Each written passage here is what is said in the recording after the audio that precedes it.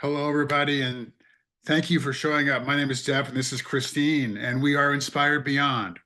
We are so happy to be here today, and we're very excited about our next guest, and Christine's going to introduce her right now. Yes, I met Donia this last summer. We were at a workshop together and we started chatting away at one of the dinners. And I just immediately knew then we had to have her on our podcast. So Donia is just an amazing soul. And I've had a chance to see her in action with something that we're going to be talking a little bit about today called internal family systems. And so we wanted to get to know her a little bit. I wanted to give you a little bit of background about who Donia is, just very short, but she can elaborate and expand however she wants to. But Donia, she was trained at Boulder College for massage therapy, and she was a massage therapist for quite a few years. And she really adapted energy modalities and really learned how the body, mind, and spirit all work together. And that was an incredible training for her.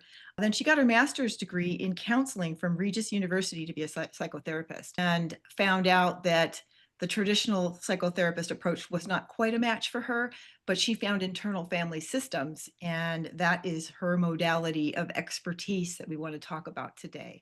So, welcome, Donia. It's so wonderful to have you here. Yes. Oh, well, Please, thank you. please share a little bit about yourself, your personal background, maybe how you got where you're at today. Yeah. Well, thank you both so much for inviting me to this beautiful and inspiring conversation together. Of course. I'll just tell you a little bit about myself. I think that I always have been interested in healing from a quite young age. And I did really enjoy learning so much about body work. And before that, I was exploring a different angle in pharmaceutical chemistry, which definitely wasn't a great match for me. And when I found IFS, I just fell in love with it. I felt like I finally found somebody who was speaking my language. The language of IFS is a language of love, a language of acceptance, a language of healing. And through that modality, there is sort of a protocol and also a container, which really can find what I might even go as far as to say miraculous ways of healing things that we're holding in our bodies. Yeah. Incredible. So, Danya, internal family systems. Describe, if you could, I'm sure there's many people out there that may have never heard of this. I know it's new to me. Christine came home from uh, Event. that event, yes, and explained a little bit to me, and I was very intrigued. So, in your own words, for someone who's never heard of this, could you kind of explain a little bit in detail, somewhat, what it's all about? Yeah. I was just thinking that, like, what is it all about? You know, kind of the general idea. Dick Schwartz is the originator of the model, and he talks about what he calls multiplicity of mind. So the idea is that, we're not actually a unitary mind. We actually have many parts inside of us. And it sounds a little crazy, like, what? I've got parts inside of me. But one way that you might notice that you have parts inside of you is if you start listening to the voices in your head. So in some ways, that's kind of what it's all about, is noticing the voices in our heads, the little things that if you really get quiet and pay attention, you'll hear, like on any topic, you might have some parts of you that feel one way and other parts of you feel another way. And right there, you've got to know kind of part of your internal family. So many of these parts have things to tell us about if we're just listening. And so if you get still enough and start paying attention and listening to these voices, they have amazing stories for us. And so there's different kinds of parts. There's one sort of group of parts they call exiles, and those are often sort of the more younger parts of us or more vulnerable parts. And they often will sort of take on the energies or the details, feelings, beliefs, sensations of trauma that happened, things that happened in our life or other places in our life that have not been able to be digested. Mhm. So you're young, you want a cookie, you're screaming to your mom, you want a cookie, and the mom, hauls off and hits you. That's a trauma. And so usually those little parts are the ones that kind of hold on to shock or pain or decisions that might be made or beliefs about that event that weren't really fully able to be understood or processed. So the exiles are kind of holding the pain. And then all the rest of the parts are what we call protectors or managers, or also there's another class called firefighters. So these other parts have the job of sort of managing this one that's holding the pain. So that's pretty much what it's all about, is that there's some parts inside that are holding painful stuff and a whole bunch of other parts whose job it is to sort of help us navigate the world, help us manage the world. And a lot of times these parts that are helping us, they're using strategies that began when we were two, when we got hit by our mom.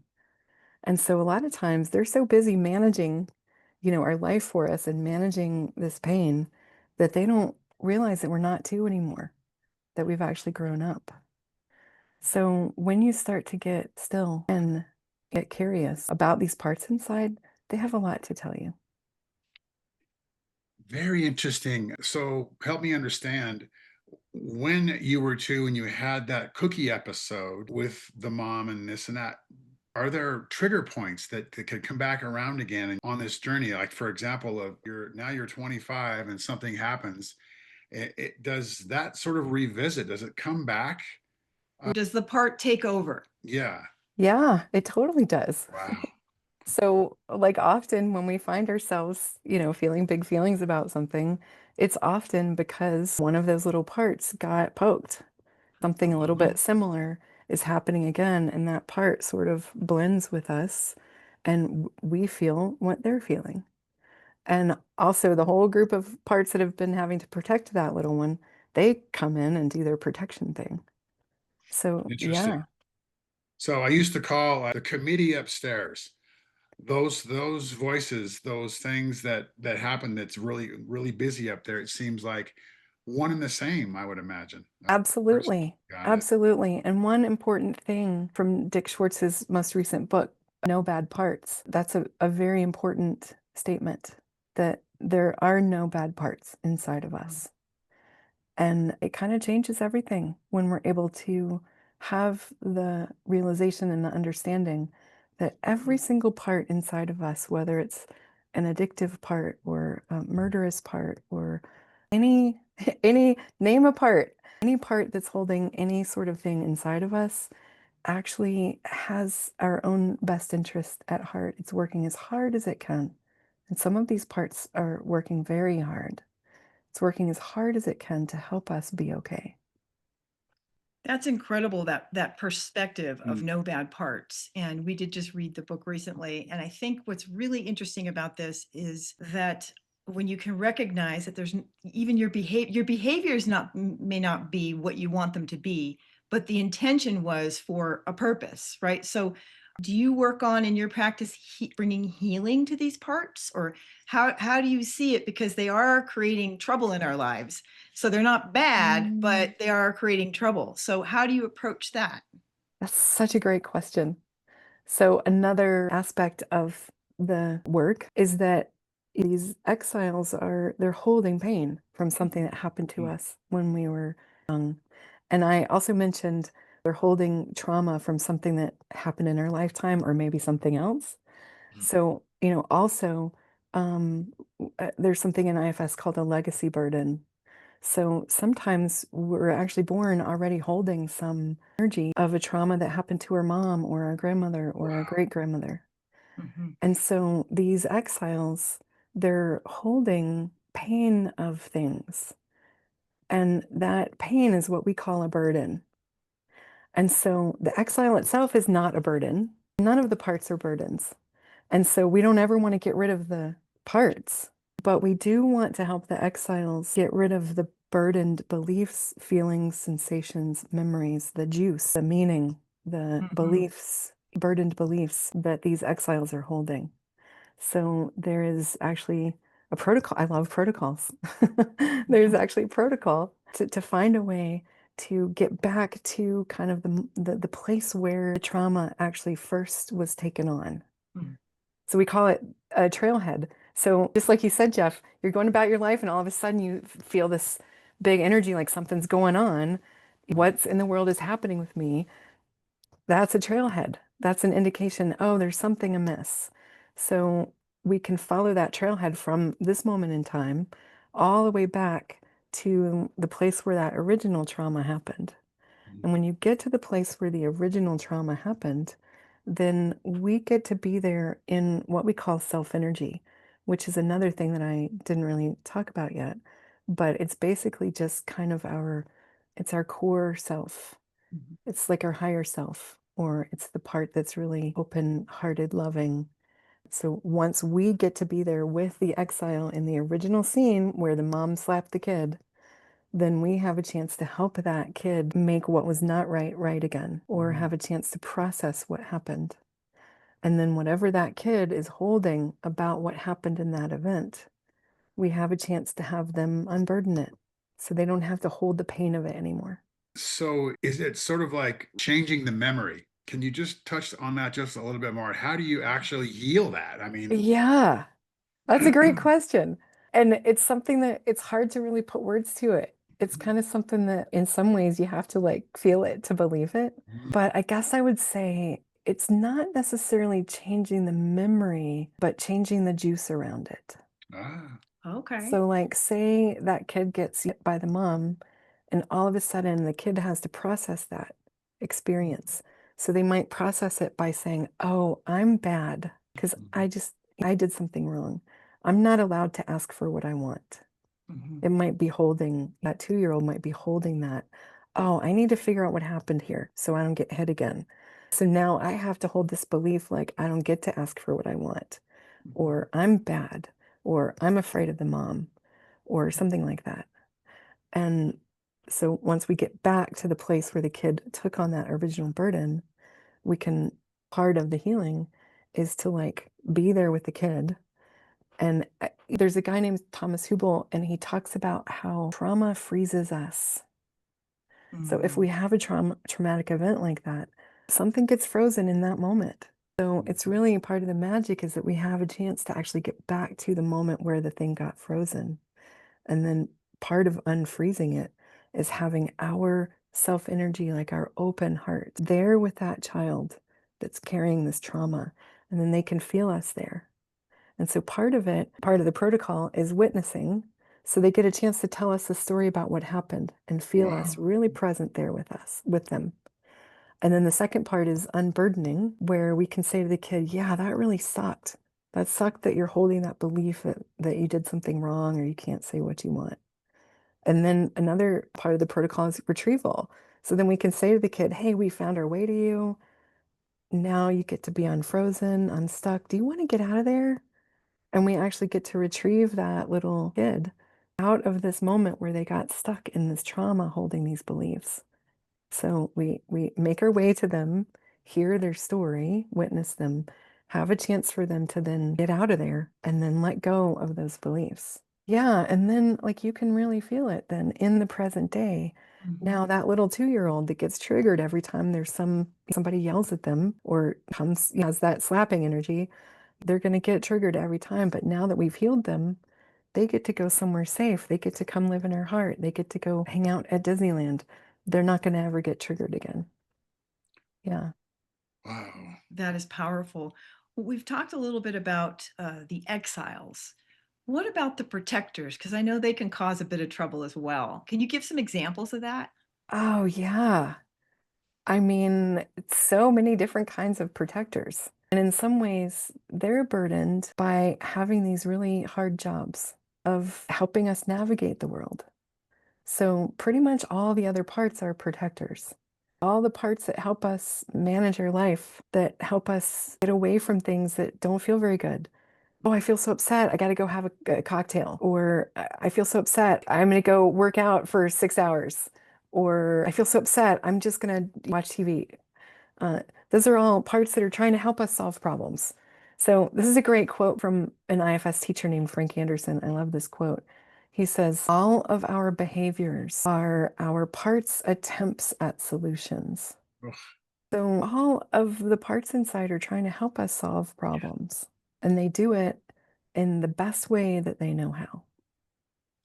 Yeah, that's very a very compassionate view as well.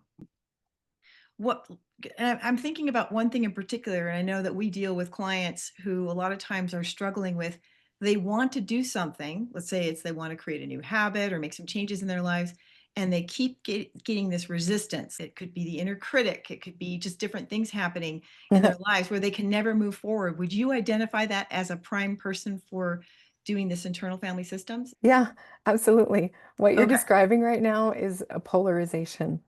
ugh, And Okay. so a lot of times, like I said, we have one part that feels one way about something and another part that feels an entirely different way, and they're often in battle. And so what you just described is a pretty classic polarization of a part that's like, we got to get our life together. We got to move forward. We got to do these plans. We got to make some progress.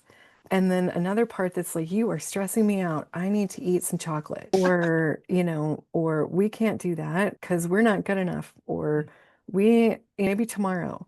Or, it's a very classic polarization in our society where there's a drive part and then a resistance part that will take us away somehow. I don't think there's a single person on the planet who hasn't experienced that. Where it's like you have this intention for something, but it's not happening. Why is it not happening? There's something going on. well, it's that resistance. I mean, It's the resistance. resistance is Yeah. it can be the number one stumbling block for most people because they just never get started because of this resistance in the back of their mind saying no, or I got to do this, or I got to go eat some more chocolate, or a half a gallon of ice cream, or something.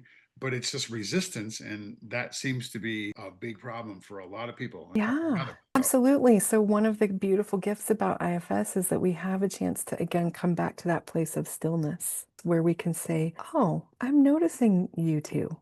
mm, Like, "Hey, I'm noticing." A lot of times people think, "Oh, that me wanting to make my life better, that's not a part. That's just me." But it is actually a part. And so when we come to that place of stillness, we can say, oh, I'm noticing this part that's really wanting to move us forward. It has a lot of forward momentum. I'm also noticing this part that actually wants us not to move forward. It's having a lot of resistance. uh, So if you're in that place of stillness, you can get curious about these two. And you can ask this one, like, hey, can you step back a little bit so we can really actually hear a little more from this one that has these concerns about moving forward or has this resistance? And then you get to hear their story. So beautiful. It mm, really is, Donya. It's just beautiful. You know, there's something that I've noticed and I've heard in, let's just say, dysfunctional families, people have to play a role. There's the black sheep, there's the hero child. Would you say that it's kind of a similar pattern that happens within us? Let's just say if we've had a lot of trauma, that our parts have a lot of dysfunction, similar to a real family. I mean, yeah, I don't know if I would call it dysfunction. Okay, that's compassion. Um, I remember, what is it again to Frank Anderson? One time somebody was talking about this term, disorganized attachment, which is kind of a way to describe a different attachment style. And he says, there's nothing disorganized about it. It's Oh, very organized.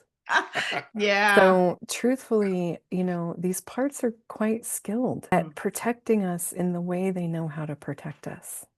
This level of compassion that even as you're speaking about this, we don't see a lot of that out in the world and even with ourselves.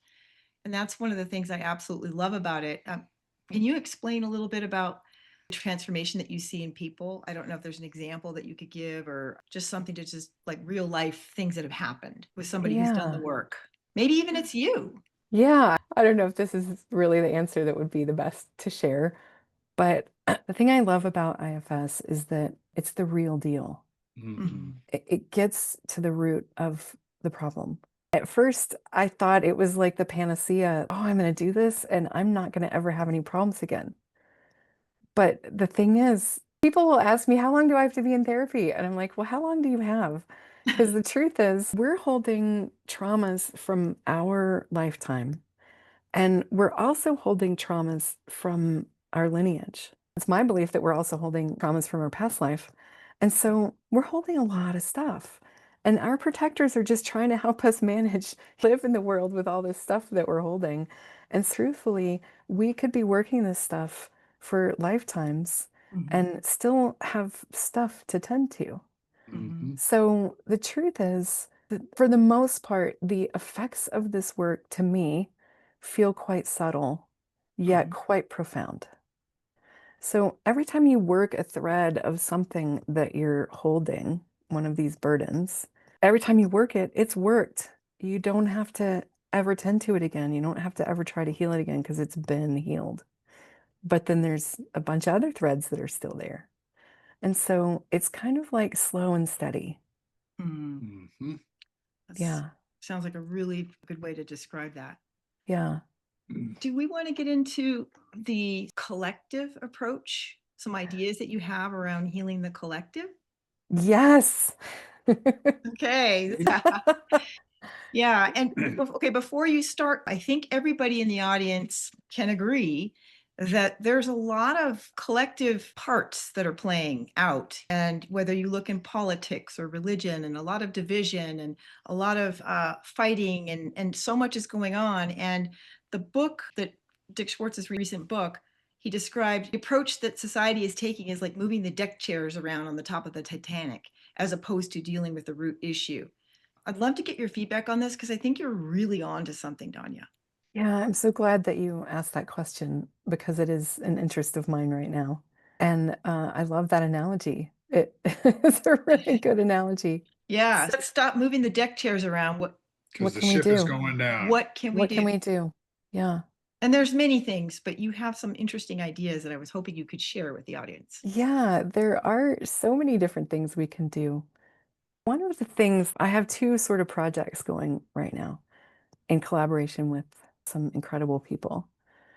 One of them is to notice that we as individuals are holding a whole bunch of burdens from our lifetime. And also as a culture, we're holding a whole bunch of burdens. It's hard to deny that the world is really suffering right now and people in the world are really suffering. It's hard. It's hard to even be still enough to notice that that's happening.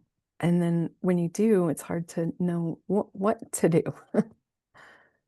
So one of the things that I've been thinking about is that the world, it's a traumatized system. This is a world that is holding the traumas of a whole bunch of things that have happened. Country, America, is holding the trauma of a whole bunch of things that have happened. Racism, colonialism, so many genocide of the Native Americans, so many things that are kind of at the root, how this country was formed. And so, like I said, I have two projects going right now. The second project, I was going to talk about the first one first, but I brought us now to the second project, which I have been calling Global IFS or Global Healing Project. And it's a new paradigm. It's a new way of looking at how to help bring healing to a global field or our country's field. So we're bringing people together. We have a group that meets once a month, and we bring our hearts together. And it's like we're sitting with the world as our client. So if you have an individual person that just comes into your therapy room, we are looking at their system and following those trailheads of a trauma that's showing up in the present back to where it originally started, just like we talked about with that 2-year-old, and we help heal the 2-year-old. With this global IFS or Global Healing Project, what we're doing is together, we're holding the world as our client and we're noticing what's happening in the present. Oh, there's a trailhead. And then we find that trailhead and we actually are able to follow it all the way back to where it came from. And then we can bring healing to it. And then we bring the healing all the way forward so that all the members of the country or all the people in the world can then feel the effects of the healing that was done from the origin of the thing that's being held by the world. That's amazing, Donia. For me personally, I've learned a lot in the last couple of years of how there's systems. Everything is systems. There's no mono. Even in our country, there's systems. But If you think of the universe all the way down to the human being, it's replicas. I don't know how to explain it, but we just notice these patterns and these systems. And so the approach that you're taking to expand this healing modality to the human collective or a country's collective is incredible. Let's just say there's some people in the audience who are familiar with IFS or are interested in this. Is there a place where they could go to be part of this, helping with this healing? Oh, I mean, yeah, I'm actually wanting to start forming new groups of this Great. global healing collective. Right now, we have a group of about 4 or 5 people, and it feels like that's a good group. More than that, it's hard to keep the energies sort of focused. So, yeah, if anybody would be interested in hearing more about it or joining one of these monthly groups, to bring our attention and our healing to the world, I would love that. Because if you think about it, a lot of people that do therapy, they go to see their therapist once a week or every 2 weeks. If we're kind of sitting with the world as our client coming in to sort of get these trailheads tended to, then wouldn't it be great if one of my visions is, what if there's like 20 groups out there that meet once a month or every couple of weeks? Now the world, as the client, gets to have many therapy sessions to tend to Yes. all the threads of all of the super painful things that Yeah. are attached to it. So are you primarily focused on the human collective?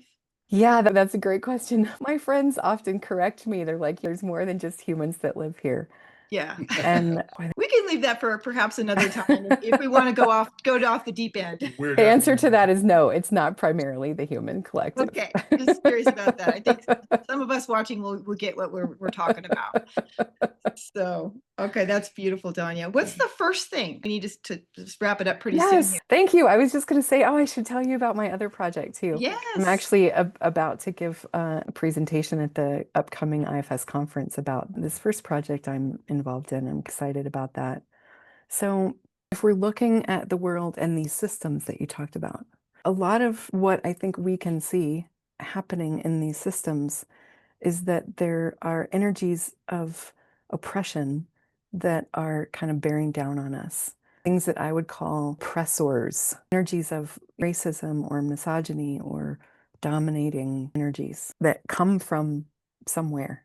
We can all probably identify some people that we know in our life that have those very strong energies of dominating, superiority, control, all those things.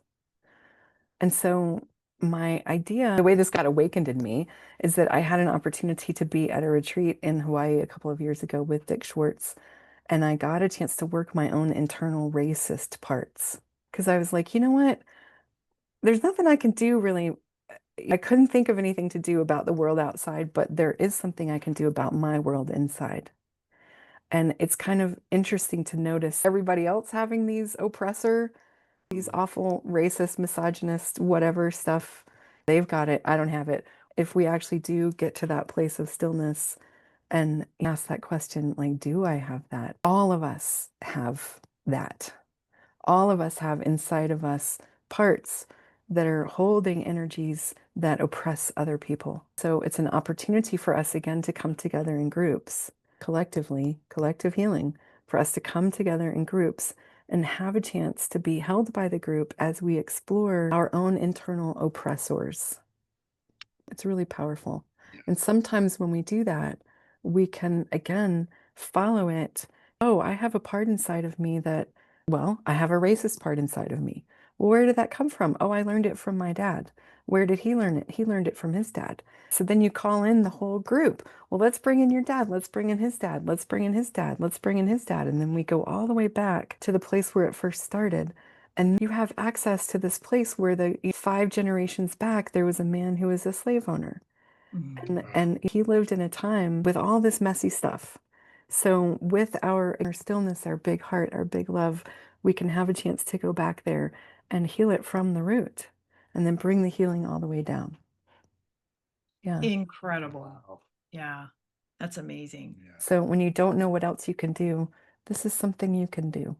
Yeah. Beautiful. And we would definitely chime in and say that this is a massive issue on the planet, the oppressor energy.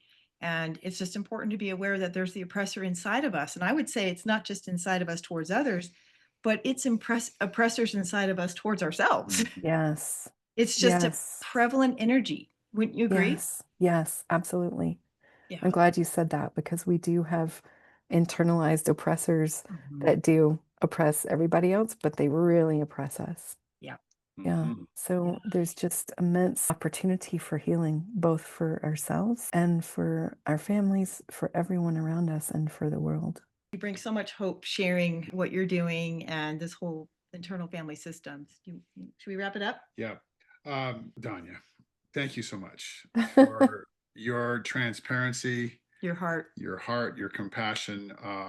So for anybody that wants to know more about Donia, we're going to have some links below that you can click on. And if you want to know more about Christine and I, what we do, those links will be down there as well. So we just encourage everyone to come back. Stay tuned. We have some guests lined up, and it's just been a great pleasure, Tanya, to see you and to feel your energy and the way that you are so passionate about your work. So we just thank you so much. Yes. Thank you, Donya. Well, And thank you to the folks, both of you. I love well, the work you're doing. It's good Thank stuff. you. yeah, Thank you so much. we're very excited. So everyone, please like and subscribe and share this with your friends. Yes. Until we meet again, folks. Bye. Thank Bye. you.